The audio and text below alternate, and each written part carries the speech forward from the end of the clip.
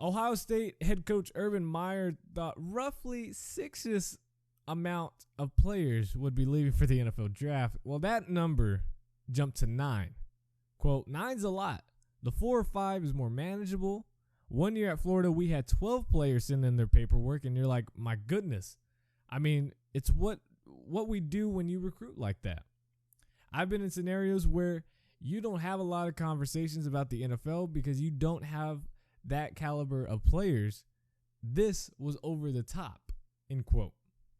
Now, Meyer thanked all of his leaving players for the way they handled the process and everything that's gone through. Now, again, we knew the handful of players that would be leaving for the NFL draft for sure, whether it was announced earlier or we just, a guy like Joey Bosa, we know he was going to leave no matter what, unless an injury or something.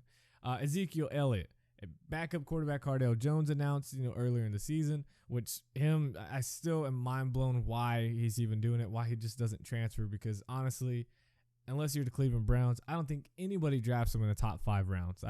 Why would you? I don't know. I know it's a weak quarterback class, but he's had, a few games under his belt? I'm not sold. But what a few somewhat surprises the Buckeyes joined in the ranks this week were Tyvis Powell, Von Bell, both safeties, cornerback Eli Apple, linebacker Darren Lee, and wide receivers Jalen Marshall and Michael Thomas. Now, majority of those players are projected pretty high within, the top 3-4 rounds. But, man, that is a lot. And it's a good thing for Ohio State recruiting-wise, saying, hey, we're sending this many players to the NFL draft. This was my first draft class as Urban Meyer's, recruiting guys. This is my first draft class. And look how many players we got going. Bam. That's a selling point. Ohio State really doesn't need to sell that much. It's the Ohio State University. They get enough recruits anyways. But still. But the reason I want to talk about this is because I want to make this a discussion for you guys. Are players truly thinking about the real possibility that they might not get drafted high, which is very important, not because to feed your ego, but money-wise, there's a huge drop-off. You can look at it everywhere. There's sites everywhere. You could see from the amount of money, just even in the first round alone, it goes from about 24 million to then about like 6.5 million, just in the first round. And then it just obviously drops. But, or even getting drafted at all. Are players truly thinking about that? And the reason why, there's an example, and I hate bringing it up, but it's the biggest example I can think of. Last year, TCU had 2 players forego their senior season, and when they really should have stayed. And I'm not saying this as a fan that they should have stayed because of this year, whatever. No, because of what happened with them. And I'm not saying, well, in hindsight, you can look back, and we all knew they should have stayed. So we had running back B.J. Catalon, who ended his season with a concussion and missed multiple games. Didn't even play in the bowl game. Didn't even dress. It was, missed at least, I think, 4 games at the end of the year. Still said, hey, I'm going to the NFL draft. I'm entering the NFL draft, thinking he would still get drafted. And then you had free safety Chris Hackett, who led the Big 12 with 7 interceptions that year.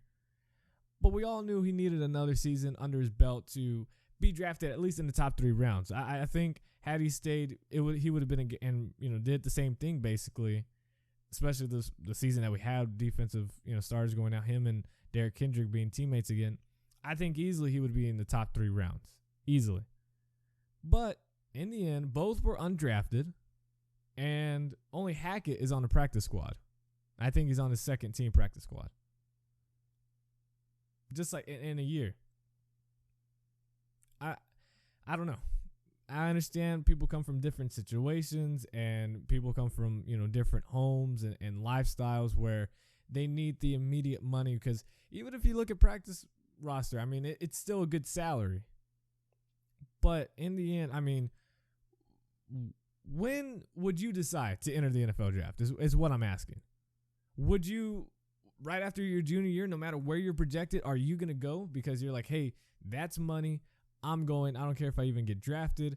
I've seen the stories of the undrafted rookies. I know I have the skill. I'm just going to take it. I'm going to go. Or is it going to be after your senior year still, obviously you have to leave after your senior year, but you're going to wait until your senior year? Are you going to wait until after you get a degree? Maybe you're a redshirt junior and say, or redshirt junior and say, hey, I'm going to go ahead and go. Redshirt sophomore, I'm going to go ahead and leave. I think redshirt sophomore's going to leave. When would you decide to enter the NFL draft? Is it when you're guaranteed at least the top 3 rounds? That's when I'm going to go. If you're a junior, underclassman, is that when you're going to go? I think that's only the safest route when you are guaranteed, because it's easy to see where you're going to be at.